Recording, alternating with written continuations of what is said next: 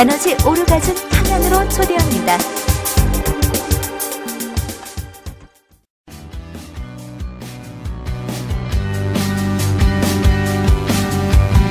에너지 오르가즘은 당신을 살립니다. 에너지 오르가즘은 부부를 연인으로 만들어줍니다. 에너지 오르가즘은 인류를 평화롭게 만들어줍니다. 나눌수록 충전되는 에너지 오르가즘 발전소 타우 러브.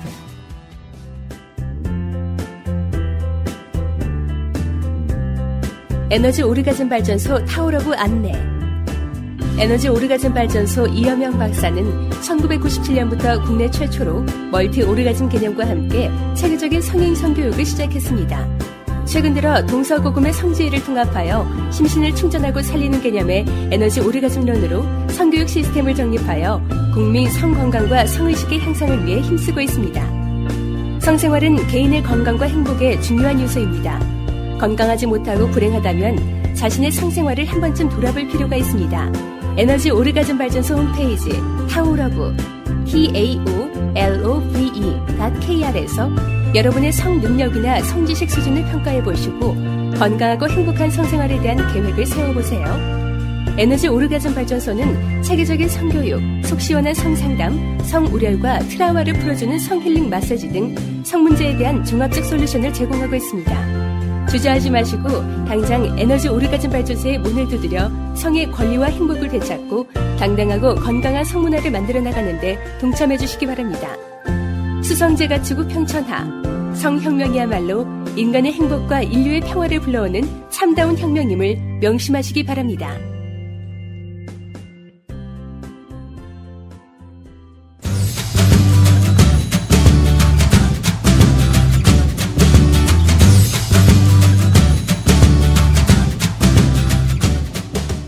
안녕하세요. 2호 발전소 에너지 오르가즘 발전소를 시작하겠습니다.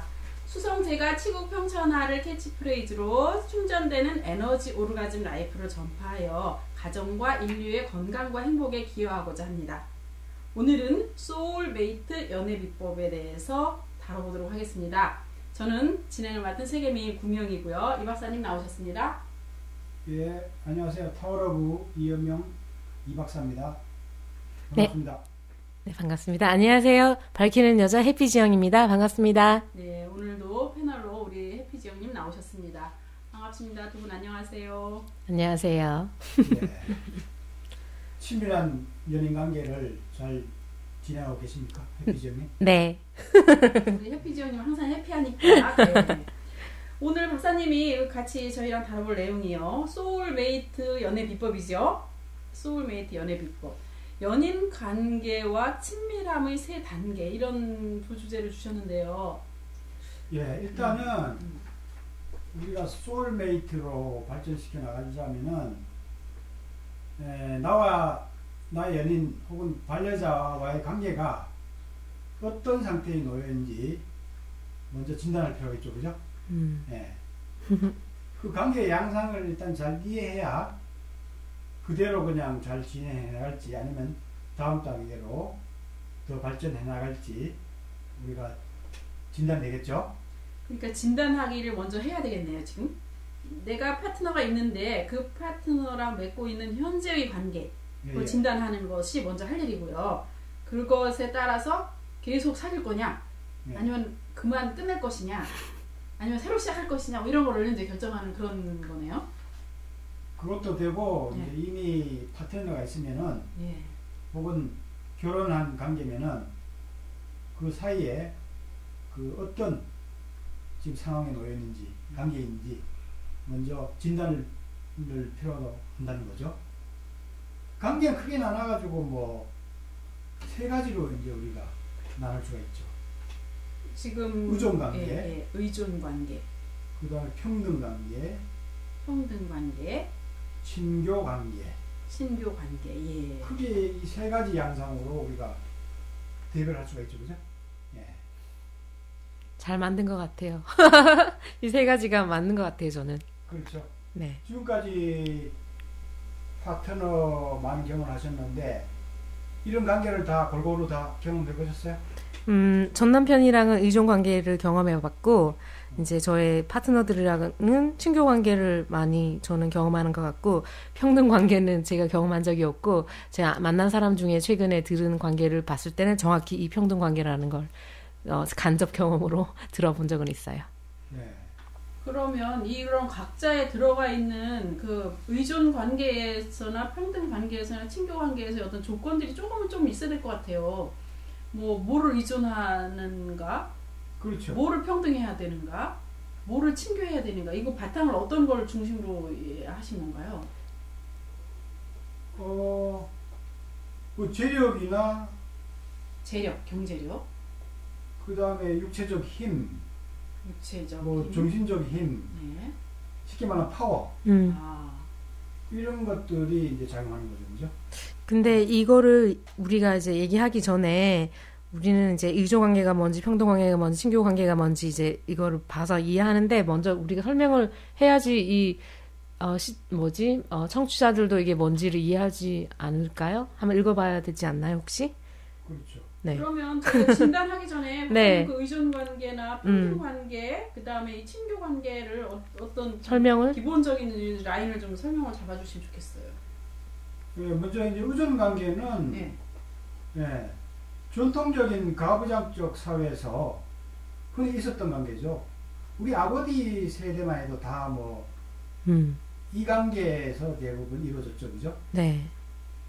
주인과 노예 관계처럼 예, 일방적으로 이제 그 의존하는 양상을 띠죠. 예. 주로 이제 의존하는 양상은 경제력 때문이죠, 경제력. 옛날에 여자들이 이제 경제권이 없었잖아요. 그렇기 때문에 남자한테 이제 이거를 의존하다 보니까 모든 것들이 이제 남자 위주로 행해왔던 거죠. 네. 예. 혹은 뭐 힘, 육체적 힘으로 막 밀어붙인다든가, 결정권이 좀 많이 있었잖아요, 그죠? 혹은 뭐 남자가 섹스 파워가 있어가지고 섹스로 상대방을 뭐 완전히 뭐 제압을 시킨다든가 이런 경우도 뭐 있을 수가 있겠죠.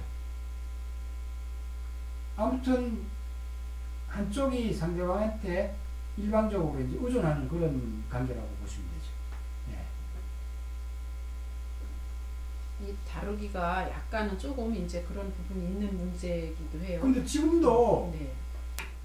이런 관계가 적지 않죠. 예를 들면은 재벌가의 그 결혼들은 대부분 이런 관계에서 이루어져요. 지금도. 재벌 뭐 이렇게 며느리로 들어간다든가 그러면은 완전히 뭐 의존 관계예요. 경제적으로 뭐 조금 부유하게 행사한다 뿐이지 다른 면은 전적으로 그냥 그 마치 노예처럼 그렇죠. 해야 되는 거예요. 근데 그 재벌가에 결혼한 사람들이 안 되어봤기 때문에 그거가 진짜 그런지 어떻게 아세요? 그분들이 이제 결혼했는데도 그래도 섹스라든지 다른 부분에 있어서 나름대로 또 잘 하고 있는지 아닌지 그걸 어떻게 알죠? 그거를 이제 뭐 우리가 여러 가지 그 보도를 통해서도 이혼할 때 보면은 그런 문제들이 불거져 가지고 이혼하는 그런 재벌가 연인들이 많잖아요. 그래요? 그런 걸 봐서도 알 수가 있고 여기 이제 힐링을 받으러 오고 교육을 받으러 왔을 때 네.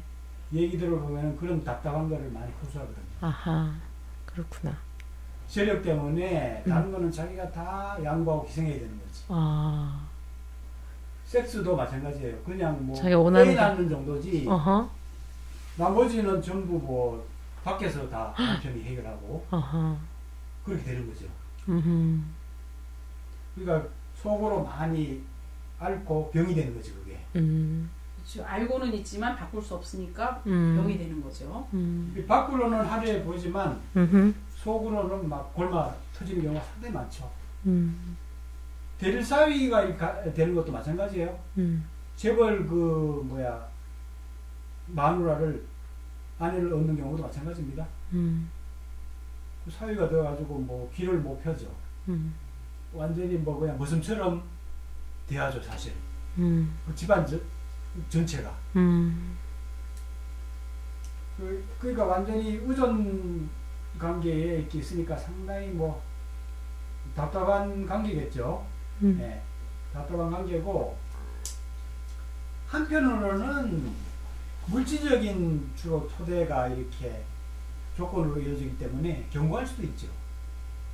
옛날에는 오히려 이제 여자들이 성적으로 혹은 뭐 사랑을 못 받고 그래도 물질적이기 때문에 할 수 없이 계속 이혼 안 하고 살잖아요. 옛날 이혼율이 낮았지 않습니까? 네. 경제적 안정을 바탕으로 그냥 그냥 사는 거죠. 네. 유지한 채로 의존 관계가 아주 유지된 채로 이렇게 지속적으로 그냥 사는 관계. 다툼과 갈등이 내적으로 많이 일어나고 증폭이 되지만 한편으로는 그냥 그 조건에 맞춰서 참고 사는. 참고 살기 되기 때문에 오히려 경고한 측면도 있다는 거죠. 근데 한쪽이 계속 답답하고 하니까 계속 반란을 일으키겠죠, 그죠? 노사관계도 마찬가지잖아요. 노사관계가 옛날에 너무 막 일방적인 관계잖아요. 노예처럼 막 부리고. 그러니까 이제 평등해지려고 막 상당한 노조도 만들고 힘을 많이 발휘하지 않습니까? 네. 그래서 요즘에는 이제 그런 부분에서 많이 개선되잖아요. 회사에서도 이제 상하 이런 관계들이 많이 완화가 되고 수평적인 그런 관계로 많이 이제 변해가고 있죠, 그죠? 바로 이제 평등 관계가 이제 두 번째 단계죠. 이렇게 일방적인 관계가 이제 자꾸 문제가 되니까 서로 이제 평등해지기 위해서 이제 많은 노력을 하게 되죠. 근데 이것도 그런 비슷한 정도의 경제력과 비슷한 정도의 일을 하는 비슷한 정도의 나이에 건강체 이렇게 딱 만나기가 또 이것도 쉬운 일은 아니에요, 그죠? 근데 아무튼 평등을 추구하는 사람들의 만남이라는 것은 어떤 게 좀 바탕이 될까요, 그래도? 근데 요즘에는 여성들이 일단은 직장을 다 다니고 거의 경제권 있지 않습니까? 네. 이미 거기서부터 이미 힘이 생겨나는 거죠. 불평등한 관계는 주로 경제 때문에 많이 일어나거든요. 근데 경제력이 되다 보니까 평등 관계를 이제 요구하는 거지. 그러니까 나도 돈을 버는데 모든 일을 분담해야 되지 않느냐. 이렇게 나오는 거죠. 그죠? 그러니까, 가사 관계까지도 이제 서로 분담하려고 하는 거지. 네. 육아도 분담이 지금 되고 있잖아요. 네. 옛날에는 전통적으로 가사는 부인이 해야 되고 돈 버는 거는 남편이 해야 되고 이렇게 완전히 분담이 돼 있었거든요. 지금은 이제 돈을 같이 벌기 때문에 가사나 육아도 전부 분담을 하는 식으로 많이 변해가고 있죠. 예. 제가 외국에 한 30대 초반에 호주 쪽에 여행을 한 적이 있었는데 여행을 하면서 가정집에서 여러 가지 좀 묵어봤거든요. 여러 세대에. 부자부터 뭐 가난한 사람들이 다 체험을 해봤는데 우퍼라고 그래가지고 일을 좀 해주고 그런 게 있어요. 네. 재밌었겠다. 그런 게 진짜 여행이더라고. 어허. 그렇죠. 그 나라의 속사를 네. 느껴보고 그러게요. 네, 진짜 속살을. 보니까 네. 네, 상당히 재밌었어요. 30대 초반에 처음 여행을 했는데 네, 그쪽으로 내가 여행을 했어요. 아하. 근데 밥 먹을 때 각자가 자기 걸 만들어 먹어요. 대부분 뭐 이렇게 다 준비가 돼 있어요. 뭐라고 그러죠? 이렇게 뭐 이렇게 타먹는 거? 우유 같은 거? 시리얼? 예, 이런 거. 뭐 미리 많이 준비되어 있고 하니까 간단한 요리 뭐 이런 것들을 각자가 먹을 거를 각자가 그냥 챙겨가지고 해 먹더라고요. 한 날은 그 좀 가난한 부부 중에서 일어난 일인데 그 부인이 맛있는 수프를 막 해서 남편에게 해주더라고. 그래서 오늘 웬일이냐 하니까 오늘 남편 생일이에요. 생일이니까 특별하게 해준 거야. 그러니까 극단적인 그런 그 평등적인 그런 관계가 유지되고 있는 상황이죠. 네. 네. 이해가 좀 됐습니까? 네. 네, 이해는 돼요. 예, 이해는 됩니다. 네. 근데 이런 관계에서 이제 상당히 독립적이지만은 지속되면은 이런 관계가 지속되면은 삶의 활기라든가 열정들이 상당히 식어버리겠죠. 그럴 것 같아요. 냉랭하고 자기 그 독재적이고 그런 세계가 생겨서 나중에는 점점 멀어질 것 같아요, 왠지. 그러기 쉽죠. 네, 최근 제가 만났던 분도 이런 식으로 살고 있는데 그런 것 같아요. 어떤 경우인데요? 부인도 이제 학교 교사고 남편분도 일을 하고 있고 그래서 이제 부인이 퇴근하고 오면 뭐 요리를 해서 자녀들과 먹고 자기들끼리 먹고 끝이 나고 남편분은 이제 마치고 나중에 들어오니까 설거지를 하고 알아서 혼자 먹고 그런 식으로 생활하고 있고 그 성관계도 잘 원활하게 유지되지 않고 있더라고요. 아내죠. 네, 별로 안 좋아하고 그리고 그러니까 둘 다 이렇게 그 파워가 동등하니까 한쪽에서 더 많이 요구할 수가 없는 거죠. 뭔가 한쪽 싫다 그러면 그냥 받아들여줘야 되고 이런 느낌. 그래서 타협해야 되죠, 그죠? 뭔가 그 남성성과 여성성이 이게 딱 그러지 않으니까 이게 정말 그렇게 뜨뜻미지근한 정열 없는 그런 가정으로 그거 살고 있는 게 머릿속에 그려질 때 그분 얘기를 들으니까 그래서 참 재미없다 이런 생각이 들었어요. 직장에서도 수평적인 관계를 많이 또 신세대들은 강조하잖아요. 역할들이 나눠져 있지 않고 남녀 가리지 않고 필요하면은 해야 되는 이런 상황으로 이제 많이 가는 것 같아요. 그러다 보니까 남자건 여자건 이제 중성적으로 좀 변하는 것 같아요. 네. 남자 역할도 해야 되고 여자 역할도 해야 되니까 이게 뭔가 싶은 때가 있어요. 유니섹스 그런 식으로 이제 많이 변해가는 경향이 있는 것 같아요. 의복도 뭐 요즘 남녀 같이 입는 의복도 많이 나오잖아요, 그죠? 네. 네. 남자도 여성적인 남자를 또 좋아하는 경향들도 있고. 당연히 남자들이 여성적인 여자를 좋아하는 경향이 많은 거는 자연스러운 거 아닌가요? 아니 여성이 남성이 여성성 그래서 그 뜻이었어요 방금? 화장하는 남성 그 옷을 룩하게 입는 아주 멋지게 아주 아름답게 옷을 입는 남성 이런 걸 좋아하는 그래요? 이런 오디오 파트너십은 중성적 기질을 가진 커플들이 상당히 좋아하죠. 중성적 기질을 가지고 있으면 서로 잘 맞죠. 역할을 그냥 적당히 분담해서 싸움 없이 잘 나갈 수가 있죠. 그죠? 그런데 뜨뜻미지하니까 뭔가 정신적으로나 성적으로 더 깊고 열정적인 어떤 그런 게 없어요. 갈구하게 되죠. 그러니까 어떻게 돼요? 둘이가 이런 관계로 더 높은 관계로 발전 못하면 다른 데서 찾겠죠. 네. 분명히 헤어지게 되거나 멀어질 것 같아요. 그냥 자녀 때문에 살고 있고 마음은 멀어져 있고 그래서 그 남편분이 자기의 욕구를 충족할 사람을 찾고는 싶은데 아무나 자수는 없고 그래서 고민하고 있더라고요. 부인도 알아서 해결하라고 얘기했다고 하더라고요. 그러니까 자기는 요즘은요 싫으니까. 성을 노골적으로 각자 알아서 하자 이렇게 하는 부부들이 많이 있대요. 그러니까 가정경제만 그냥 평등하게 유지를 하고 그 외에 열정은 다른 데서 찾자. 그러니까요. 이런 분위기가 많이 지금 만연하고 있죠. 불행한 것 같더라고요. 마음적으로. 뭐 하나의 탈출구를 찾는 몸부림이기도 하지만 우리가 가정 내에서 더 좋은 관계를 만들어 나가는 길이 있을 수가 있죠. 그런 걸 좀 모색해 볼 필요가 있죠. 네. 친교 관계가 이제 바로 이제 가장 바람직한 그런 관계가 되는 거죠. 소울메이트라고 우리가 할 수 있는 그런 관계를 할 수 있죠.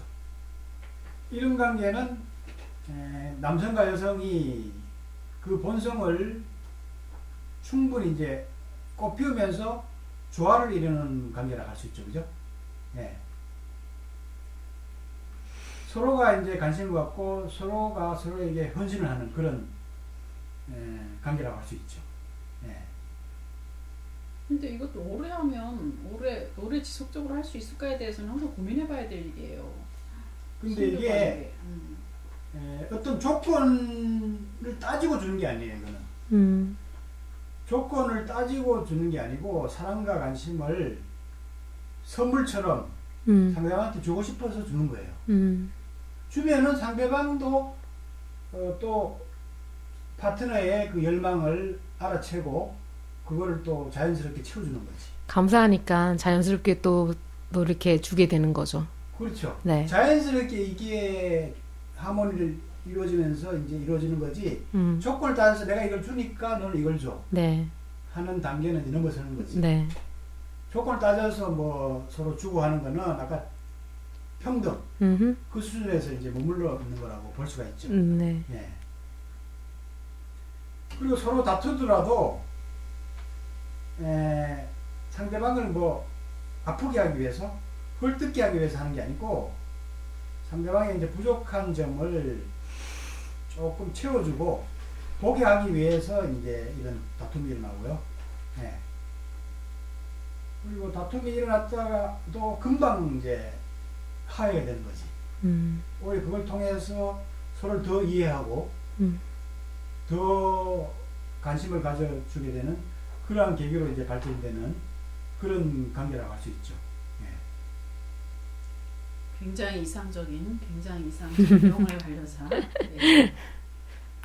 우리가 뭐 지난 시간에 포브레인 그 소울메이트 그렇죠. 지혜법을 우리가 배웠는데, 예. 포브레인 중에서 이제 서로 부족한 거를 서로 잘 메워주면서 잘 메워주고 서로 잘 북돋아 주면서 그리고 내가 못 채워주는 거는 또 어떤 방식으로든지 잘 채워주도록 상대방을 북돋아주고 놓아주고 이렇게 건면해주는 오히려 권장해주는 그러면서 서로가 성장을 계속 해나가는 거지. 권장은 뭘 권장하죠? 권면이라고 그래서 네. 좋은 것을 이렇게 제시해주고 같이 할 수 있도록 도와주고 이런 뜻을 권면이라는 표현을 쓰거든요. 네. 네. 어때요? 우리 세계미인님은 옛날에 어떤 관계였습니까? 저희 결혼했을 때 생활에서는 저는 이제 제가 가부장적인 제가 더 경제력을 가지고 있고 결정 능력도 제가 더 가지고 있고 네. 그런 경우였어요. 네. 동갑내기였고 단 이제 좀 더 높은 학식과 이런 걸 갖췄기 때문에 뭐 이제 서로 상호 보완되는 역할은 했지만 주로 일상생활에 있어서의 그런 그 경제와 이런 것이 중요한 것 같아요. 정말 일본 의존 관계. 제가 벌고 남편은 공부만 하고 학자하고 뭐 이런 식으로 갔으니까 그런 의존 관계일 때 사랑은 오래가지 못하는 것 같아요. 그것도 한없이 지속적일 수는 없잖아. 근데 이제 그런 가운데서도 평등해야 되는 게 있더라고요. 평등해지고 싶어. 그런 이 욕심이죠. 이것도 일종의 하나가 만족되면 그 상태에서 정말 서로 사랑하고 친화돼 나가고 노력하는 이런 지혜가 필요한데 어린 나이에 좀 저는 어리지도 않았지만 지혜롭지 못했던 것 같아요. 그러니까 역할이 조금 다를 수 있다. 돈을 버는 사람이 바뀔 수도 있고 또 뭐 일을 하는 사람이 바뀔 수도 있고 이런 다양성에 대해서 잘 몰랐을 때의 의존적인 관계는 약간 파행으로 가는 이런 경험이 있었고 또 평등적인 관계를 추구하다 보면 이런 거 있어요. 평등적인 관계를 추구하다 보면 소중한 걸 잃어버려. 시소가 있는데 저는 이제 파트너를 만날 때 같이 뭐 정말 더치 플레이 하듯이 5대5 정도처럼 이렇게 팽팽하게 평균적인 형태를 유지하는 스타일로도 해봤어요. 근데 그렇게 했을 때 단점은 또 뭐냐면 이런 게 있더라고. 조금 기울어졌을 때 그것에 대해서 잘 이해가 안 돼서 오는 또 불협화음이 또 있어. 시소가 이렇게 올라갔다 내려갔다 밀당하면서 오는 스트레스 이런 게 있어서 또 굉장히 피곤하더라고요. 그럼 이제 또 저는 그냥 무조건 또 그럴 때는 또 제가 져주는 쪽 아니면 그냥 포기하는 쪽 이런 쪽으로 가요. 그러니까 제 성격이 별로 좋은 건 아니지. 그럴 때 또 그걸 다 잘 또 권면해가지고 잘 사이좋게 지혜롭게 가면 좋은데 그러지 못했던 적이 또 있는 것 같고 지금은 이 3번 관계에 도달한 것 같아요. 어느덧 시간이 지나고 이게 되면서 3번 관계를 이상적으로 추구하고 있으나 많이 바라지 않고 그냥 내 할 일만 해주는 뭐 이런 형태로 가나? 이런 느낌인데요. 사실 그 의존 관계가 마음만 바꾸면 사실 친밀한 관계로 쉽게 갈 수가 있는데요. 그러냐면 지혜롭지 못했다니까. 서로가 이제 보충하잖아요. 한쪽은 이제 가정을 위해서 돈을 벌고, 가정을 위해서, 나를 위해서 내가 돈을 번다. 이렇게 생각하고, 그걸 기회의 수단으로 사용하지 않고. 그렇죠. 근데 이제 언제나 돈을 잘 벌지 않으니까 못 벌어질 때가 있을 때 힘든 거야. 못 벌어질 때가 있으니까. 그랬구나. 돈이라는 게 계속 잘 벌리진 않잖아요. 그게 샐러리가 아니었나 보죠. 샐러리 스타일이 아니었나 보죠. 사업. 그러니까 사업가는 그러겠다. 어떻게? 그리고 반대로 부양받는 사람은 남편이 이렇게 돈을 벌어주니까 내가 충실하게 가정을 열심히 꾸리고 남편을 사랑해줘야지. 이런 마음을 가지면 서로 보충이 되니까. 그런데 그게 친교 관계가 금방 될 수가 있는데 그걸 빌미로 해서 자꾸 자기가 우위에 서려고 지배하려고 하니까 이게 트러블이 되는 것 같아요. 그죠? 네. 이해가 가네요. 저의 결혼 생활을 지금 반추해보며 지영 씨는 어떤 느낌? 네, 저도 전 남편이 한번 싸운 적 있었는데 거의 안 싸웠었어요. 저희는 한번 싸웠는데 막 이렇게 내가 이렇게 열심히 막 이렇게 뼈 빠지게 너를 위해서 돈을 번다고 일하는데 뭐 그렇게 얘기를 하는 거예요. 근데 저는 그런 고마움을 하나도 모르고 살았던 거죠. 되게 좋은 집에 살고 있고 막 드라이버가 있고 메이드가 있고 이런 삶을 살았었는데 집안일도 안 해도 되고 그런데 그거에 대한 감사함 모르고 그냥 살아왔었고 그리고 이제 저는 어떤 데서 트러블이 있었냐면 이제 전 남편은 경제력이 되게 좋고 저는 아무런 경제력이 없잖아요. 그러니까 나는 경제력 있고 싶었어요. 제가 맨날 뭔가 이렇게 부탁하는 것 같고 그런 것이 제가 너무 이렇게 저도 이렇게 능력 있는 사람이라는 걸 펼쳐 보이고 싶고 돈도 벌고 싶고 하니까 저 에너지를 이제 저는 집안일도 안 해도 되고 그냥 편안하게 있어도 되는데 막 제 에너지를 이제 전 남편은 제가 이쁜 옷 입었으면 좋겠고 머리도 했으면 좋겠고 이렇게 즐겁게 즐기기를 원했는데 저는 맨날 이렇게 사업이나 막 이런 어떤 공부하느라고 내가 원하는 좋은 일을 하면서 돈도 벌고 싶은 마음에 맨날 공부하고 스트레스 받고 혼자 스트레스 받고 막 그러니까 되게 행복하지 않은 거죠. 내 스스로가 평화롭고 행복해야지 이제 남편에게 잘해주고 뭐 그런 생각을 할 건데 그러지 않고 스트레스 혼자 많이 받고 있으니까 그런지를 못했던 거죠. 그러면서 이제 이 물질적 토대로 이제 형성된 관계니까 제가 물질적으로 약하니까 물질적으로 저도 강하고 싶어지니까 그런 거에 막 에너지를 쏟으면서 트러블이 있었던 것 같아요. 전 남편은 물질적인 거 원하지도 않았는데 저 혼자 그러죠. 저 혼자 한쪽이 더 많이 실수를 하게 돼요. 근데 한 가지 뭐가 있었냐면, 그러니까 컨트롤을 하려고 했던 거죠, 제 전 남편이. 그냥 제가 예를 들어 제가 자기 개발하는 걸 좋아하는데, 다른 데는 돈 다 카드 주고 다 쓰라고 하는데, 저는 옷 사는 데 별로 관심 없고, 막 그런 데 관심 없으니까, 그런 건 안 쓰는데 내가 책을 사고 싶었는데, 책 사는데 이렇게 뭐 허락 맡아야 되고 이런 분위기였었어요. 어떤 책을 사고 싶었는데, 카드를 달라고 그랬더니 어느 날, 무슨 책 살 건지 이메일을 쓰라는, 자기 이메일을 보내달라는 거죠. 제 전 남편이 재무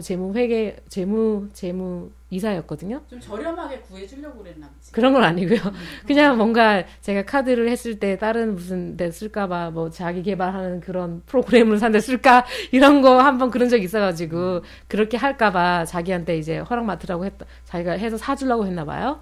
근데 그날 그 일을 겪고 그날 이혼을 하기로 결심하고 이혼했었거든요. 과도하게 돈 쓰잖아. 과도하게 돈 안 썼어요.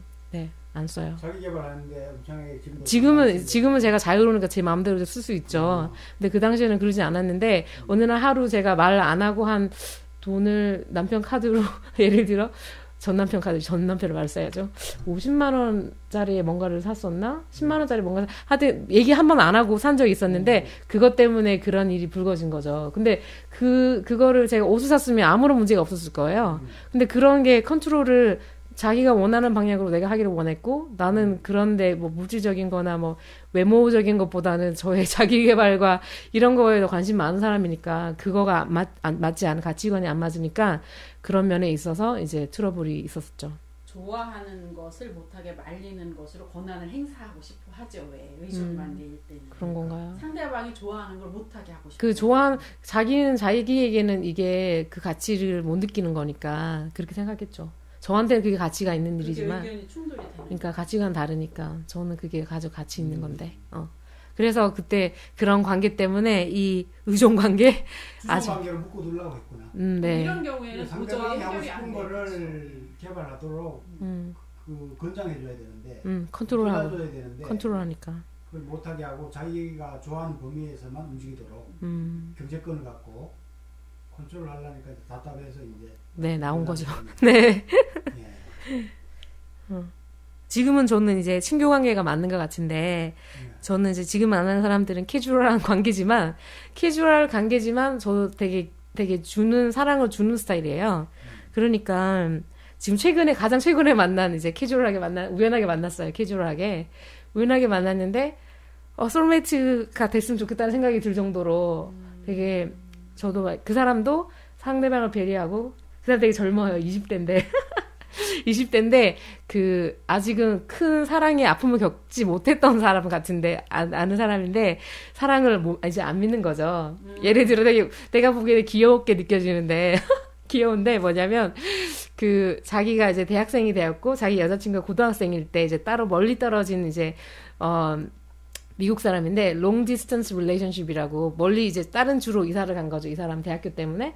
그러면서 자연스럽게 이제 그 여자친구는 자기 무슨 풋볼 그 선수랑 바람을 피웠나 봐요. 한번. 그래서 알게 돼서 이제 이렇게 서로 이렇게 그런 식으로 하다가 이제 깨어졌는데 그 이후로 사랑을 안 믿는 거죠. 이 사람이 이 남자분이. 네, 근데 자연스럽 수 있는 거잖아요. 지금 우리 생각하자면 이 나이에 우리는 지금 그런 거 사람이 멀리 떨어지면 그럴 수도 있고 유혹이 있을 수 있고 이러니까 이해가 가는데 귀엽게 보이는데 이제 그것 때문에 사랑을 안 믿고 이렇게 캐주얼한 섹스를 이제 하기 위해서 글을 올려서 제가 거기에 답장해서 만나게 됐는데 근데 이 사람의 어떤 기본적인 성향이 되게 좋은 사람인 거죠. 사랑을 주고 어떤 이 자기 파트너를 위해서 뭐든지 다 해주는 이런 느낌? 그런 사람인 거예요. 그러니까 저도 원래 그런 스타일이니까 그런 섹스를 할 때도 기빙하고 그런데 이 사람들이 기빙하고 막 이러니까 너무너무 즐거운 거죠. 서로 주는 마음, 배려하는 마음 이런 것들. 사랑을 나눌 때 특히 평등한 관계는 굉장히 중요하다고 생각해. 나는 열심히 애써서 그냥 땀 뻘뻘 흘리면서 열심히 뭐라 그러지 애무도 해주고 준비도 시켜주고 이렇게 해주고 다 했는데 상대방은 받기만 하는 사람? 받기만 하고 그냥 올라와 버리는 이런 경우에 너무너무 황당하고 안 좋죠. 그런 사람은. 그치. 아주 바로 마음이 식어버려. 그러겠다. 진짜. 그런 거. 기본적인 매너가. 지식이나 매너나 이런 거 갖춰야 될 필요가 있어. 상대방이 그것이 안 맞으면 정말 힘든 거야. 그러겠다. 평등 관계에서 이 친교 관계로 발전하려면은 어떻게 하면 좋을 것 같아요? 어떻게 됐든 저는 모든 것에 있어서 다 이해하고 양보하고 이 상처받지 않도록 이렇게 존중해 주는 게 좋은 것 같아요. 그게 제일 중요해. 어떤 걸 떠나서도 내가 먼저 물러나고 내가 상처받는 선에서 물러나고 양보하고 이렇게 하는 게 좋을 것 같아요. 이제까지 내린 결론이에요. 그러니까 배려랑 양보 이런 게 중요한 것 같아요. 지금 제가 만났던 최근에 그분의 얘기를 생각을 하면 배려라든지 양보의 마음이 별로 없으니까 그런 것 같은 생각이 들더라고요. 네. 왜냐면 지금 따지지 말고. 근데 박사님 봐봐요. 쉽지 않은 것 같아요. 쉽지 않은. 박사님도 여적지 20년간 이런 걸 해오셨지만 사람을 잘 아는 사람이 없어요. 사람과 사람 사이에 엄청 상처 줄 수 있다. 뭐 말뿐이고 이렇게 몸뿐이고 이거 몸이지만 실제로는 굉장히 상처받을 수 있는 게 사람과 사람 사이인 것 같아. 너무너무 상처받을 수 있고 상처 줄 수 있고. 차라리 이렇게 캐주얼 관계니까 그런 게 없이 그냥 만나서 기빙하니까. 끝나면 또 상처는 받아. 그럴 수 그렇지만 있겠죠.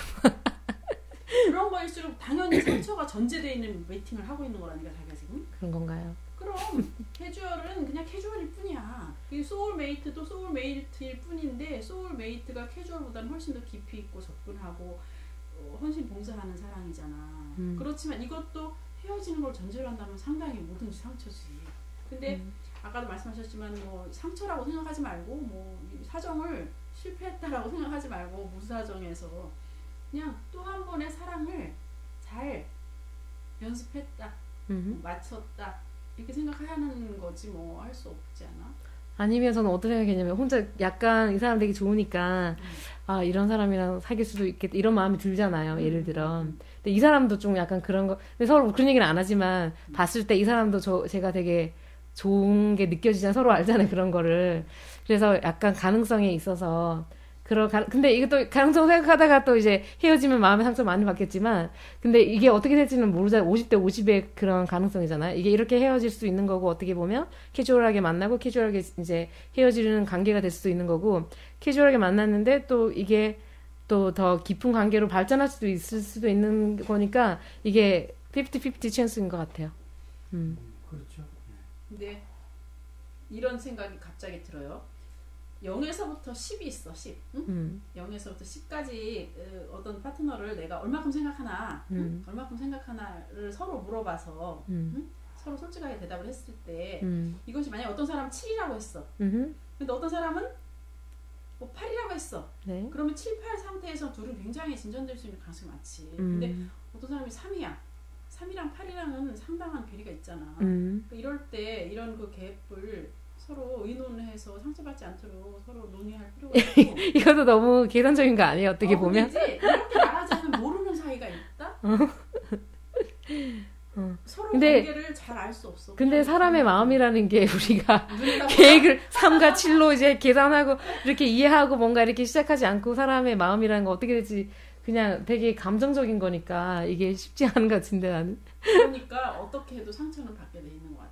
사랑을 한다는 것 자체가 모험이고 벤처고 그러니까 굉장히 아름다운 일이. 지금 여기 글을 읽어보면 이게 박사님 말씀하신 거 보면 당신은 상처받고 거절당할지라도 연인과의 친밀한 교감을 위해 사랑하는 연습을 해야 한다 이렇게 적혀 있잖아요.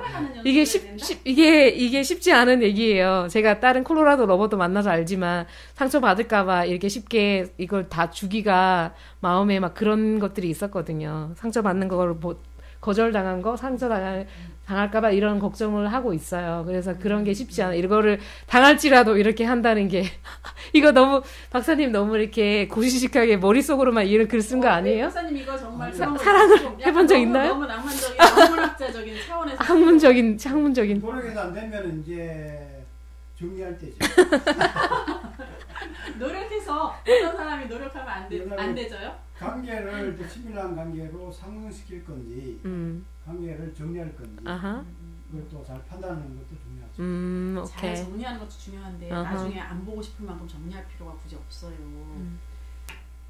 어차피 우리는 죽기 때문에 헤어지면 안 봐. 그걸 그냥 나쁘게 헤어질 필요는 사실 없거든. 그렇죠. 하늘에서 비가 와. 근데 그 비를 나는 안 맞겠다고 막 뛰어다니면 안 맞아지는 건 아니거든. 그 비는 어차피 발밑으로 흘러서 내가 먹고 마실 식수가 되기도 하거든.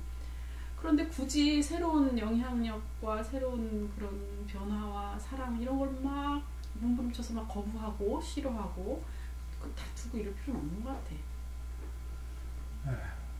아무튼 의존관계든지 뭐 평등관계든지 좀 답답한 것 같아요.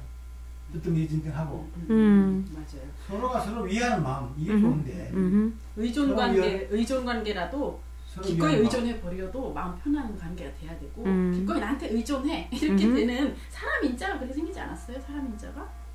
그러면 이제 그게 친밀한 관계가 되는 거죠. 그렇죠. 나는 힘들어 죽게 되고 서로 의존하면서 시작하는 거라고 생각해. 사랑은 나는 의존하다 보면 서로 평등한 배려를 하게 되고 그러다 보면 내가 남편이 벌어오는 돈을 그냥 막 써. 근데 감사하게 되면 맛있는 반찬 해주게 되지. 그 저축해서 돈도 좀 모으게 되고 애들 교육도 잘 시키게 되고 뭐 시부모님한테도 잘하게 되지. 그걸 분별케. 그러다 보면 평등한 사이가 돼. 자기가 그만 하면 되는데 그렇지. 문제는 그렇게 하면서도 이제 전혀 감사를 모르고 방종하니까. 그다음 죽을 친밀한 사이가 돼. 서로 사랑하면. 약간 양보가 좀 필요하고 또 헌신이 좀 필요한 것 같아요. 이런 거 있어요. 양보, 헌신, 감사. 제가 재밌는 조사 하나 갖고 왔는데요. 심리학자 로버트 스텐버그라는 사람이 사랑의 삼각형을 만드는 거예요. 사랑의 삼각형에 3가지가 들어간다. 정열, 친밀감, 책임감. 이 3가지가 들어가요. 우리 정열 막 힘이 불끈불끈 넘치고 막 그냥 없으면 죽을 것 같은 정열. 친밀감, 우리가 했던 친교 3번 같은 거, 그다음 책임감이 있어요. 의존이잖아. 책임감이 약간. 이거를 삼각형 안에 집어넣은 거야. 근데 현대인의 사랑은 이렇게 말하는 거예요. 이 학자가. 높은 정열을 가졌지만 현대인들의 사랑은 낮은 친밀감과 책임감이 있다는 거야. 그렇죠. 현대인들이 요즘 책임지려고 안 하고 뭐 친밀하게 안 하잖아. 그냥 딱 사랑만 불타게 하고 헤어지고. 예, 가볍게 만나려고. 현대인의 사랑은 또 위선적인 사랑도 있다. 위선적인 사랑은 오픈 정열, 또 오픈 정열과 책임감이 있대. 오픈 정열과 책임감. 막 다 사주고 막 정열이고. 근데 이제 낮은 친밀감이라는 거야. 위선이니까. 친밀감은 낮대. 실제로는. 뒤로 돌아서면 막 아우 저기 지저분한가 이렇게 생각하기도 하고 이럴 수 있겠지. 친밀감은 낮이 되는 거야. 위선은. 근데 이제 우회적인 사랑은 높은 친밀감과 책임감은 있는 반면에 우리 그 평등한 관계처럼 정열이 낮다는 거지. 무슨 사랑? 우회적 사랑이죠. 우회적. 아, 우회적 사랑. 그러니까 우회적인 것은 약간 친구 같기도 하고 남매 같기도 하고 뭐 형제지간의 사랑 같은 것은 높은 친밀감이나 책임감은 있는데 정열은 낮다는 거야. 근데 이제 낭만적인 사랑을 말하면은 낭만적인 사랑은 삼각형이 높은 정열, 친밀감 높아. 그런데 책임감은 낮다는 거야. 낭만적인 사랑. 불장난하는 거. 불장난하는 거 같은 거죠. 그래서 이런 표현을 쓰셨던데 우리 박사님은 세 가지로 압축해 놓은 것이 있는데 아무튼 정열과 친밀감과 책임감이 다 있는 것이 좋은 거 아니야? 우리 박사님 얼마 전에 칼럼에 그 죽을 때까지도 왜 첫사랑처럼 계속 사랑에 나오고 거듭거듭 사랑해도 첫사랑 같은 사랑을 유지하는 그런 커플이 있다면서요. 그런 커플 있죠. 네, 그러니까 정열, 그런 친밀감. 커플이 이제 이런 게 다 갖춰지는 그런 커플이거든요, 그죠? 그래서 책임감도 다 높은 이런 것인데 현대인들의 사랑은 정열만 높다 이런 얘기를 하는 과정에서 이런 글이 있었어요. 그 세 가지가 잘 거쳐져야 되겠네요, 그죠? 그렇죠. 네. 그러니까 우리 박사님 말씀하신 것도 의존 관계도 필요하고 또 그런 가운데 평등하면서 친밀한 그런 것도 참 좋겠네요. 아무튼 현재 파트너와 네. 그 자기와의 관계 그런 상황들을 그 객관적으로 한번 진단해 볼 필요가 있어요. 진단해서 조금 부족한 측면들을 서로 메꿔 나가고 좀 더 관계를 좀 발전시켜 나가는 그런 노력이 좀 필요한 것 같아요. 진단이 돼서 노력을 충분히 하는데도 만족스럽지 못하다. 그러면은 상황 자체를 또 바꾸는 그것도 과감하게 결단이 필요할 수도 있죠. 새로운 도전을 하는 수밖에 없는 경우가 되더라도. 네. 자, 이제 마무리 좀 해주시죠. 우리 그 소울메이트 연애 비법, 연인 관계에 따른 친밀함의 세 단계가 있었는데요. 전통적인 상호 의존 관계형, 그리고 평등 관계형, 그 다음에 세 번째로는 이제 친교 관계형인데요.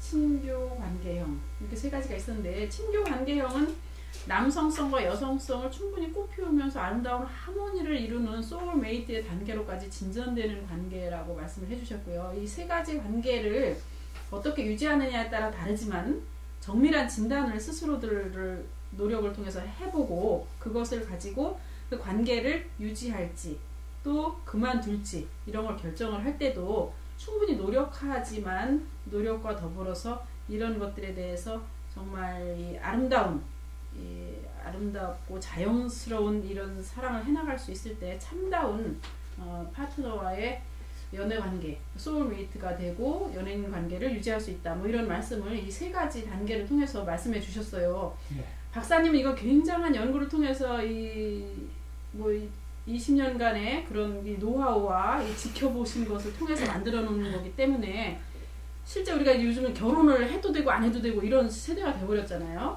그런 관계에 소울메이트, 진정한 영혼을 교류할 수 있는 그런 사이가 될 수 있다면 참 값지고 의미 있는 일이라고 하겠습니다.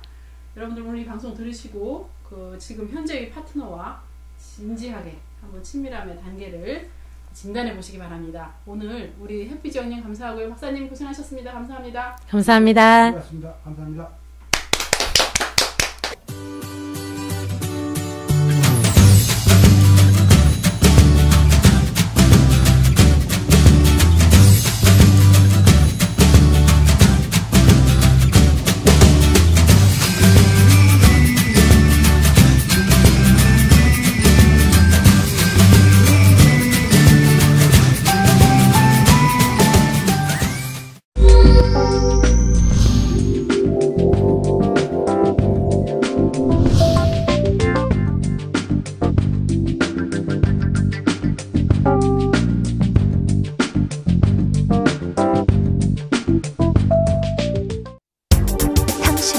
에너지 오르가즘 강연으로 초대합니다.